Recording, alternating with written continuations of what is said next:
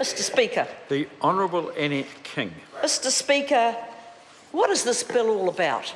Well, we're told it amends an error in the Social Security Act, retrospective effect to the 3rd of June 1998. It was an error. It didn't do what we thought it was going to do, and we need to correct it. It's got a retrospective element to it, no doubt. But we're not standing here saying that that is the problem.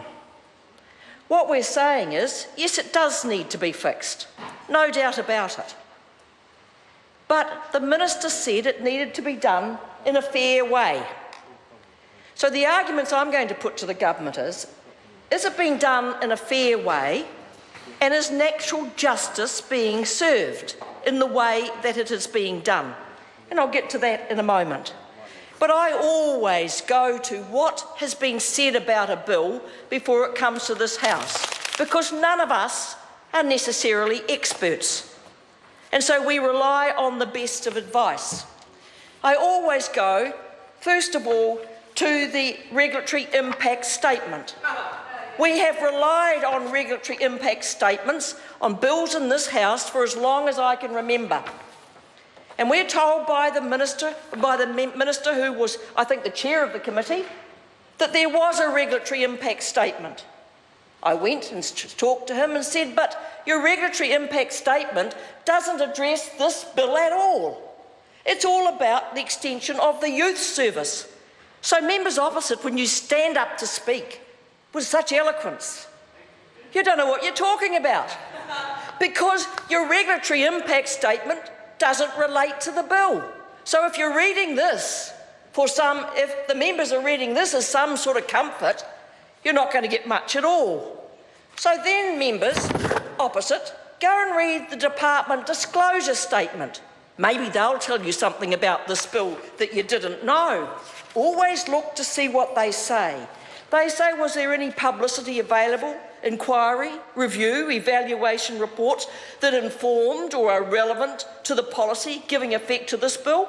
Answer, no.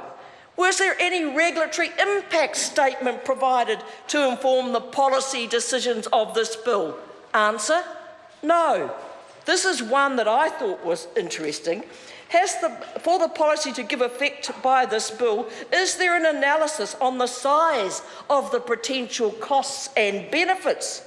What's the answer to that, Mr Speaker? It's no. And then we're asked, is there advice being provided to the Attorney General on whether any provisions of this bill appear to limit the rights and freedoms affirmed under the New Zealand Bill of Rights Act? No advice has been given. So I go back to the point I started with. This has to be fixed, but is it being fixed in a fair way? You see, the Minister has put up an SOP saying that there are going to be some people who will be able to claim. And as my colleague said, they've known since May last year, and so why haven't they done something about it earlier? But what they're doing in this is allowing some to claim the day they should have been paid. Is that fair? They're only allowing some to claim, Minister Bennett, from when they found out there was a problem. If you went to court and said, I didn't know I was committing a crime, is that a defence? Is it a defence when you don't know something? I think the answer is no. You can't use that as a defence. It's not a defence. Just because the government didn't know, no government has known, is not a defence. So the supplementary order paper that my colleague has put up, which, if was accepted by the government, we would vote for this bill, is fair and gives natural justice. It says give everybody that could have been affected 6 weeks to put in an application. How many, I wonder, will put in an application for their 1 day if they were given 6 weeks, but they were given a fair go and natural justice? What is so hard about that, members opposite. All the heads are down, of course, because the members opposite know that's not natural justice and that is not fair.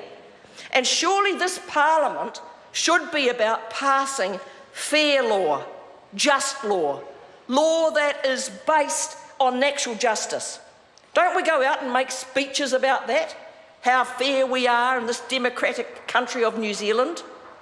And then the minister brings in a bill and allows some people to be able to claim it based on the fact that her department found out at a certain time. So when they found out, those people can, from that time, those people can be included.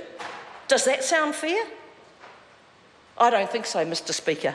We would like to support this bill. In fact, with Carmel Sepuloni's SOP, and if the minister, wherever she is listening, I would suggest that she looks at it, that she considers it.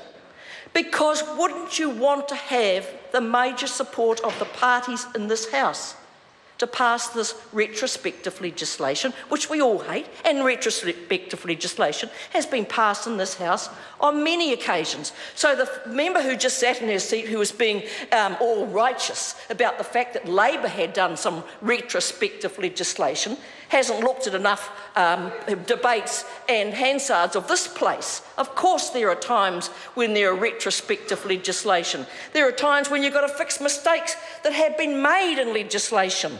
That happens.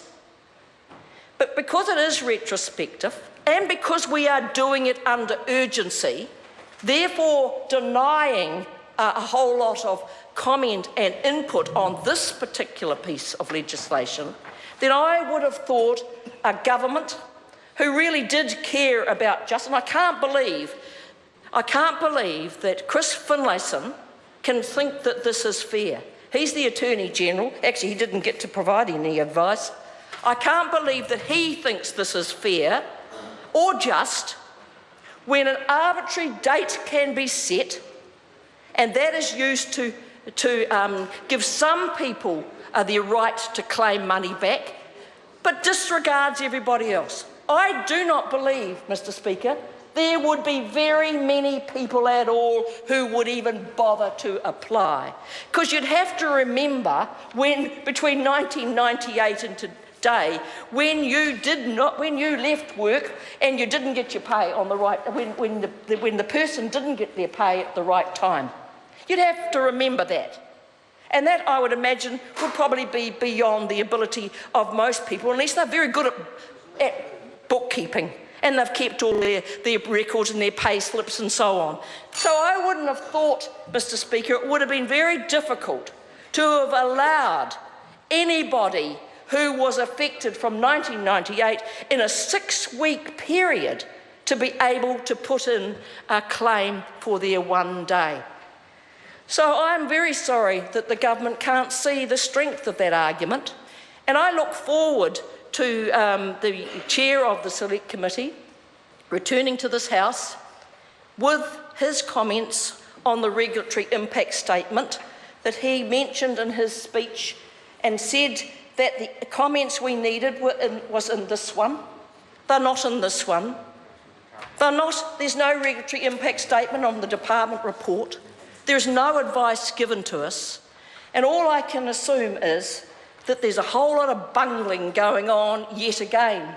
And surely this should have been done in a straightforward manner with the principles of fairness and natural justice at the centre of it. And Mr. Speaker, that is not what we're getting today. Stuart Smith.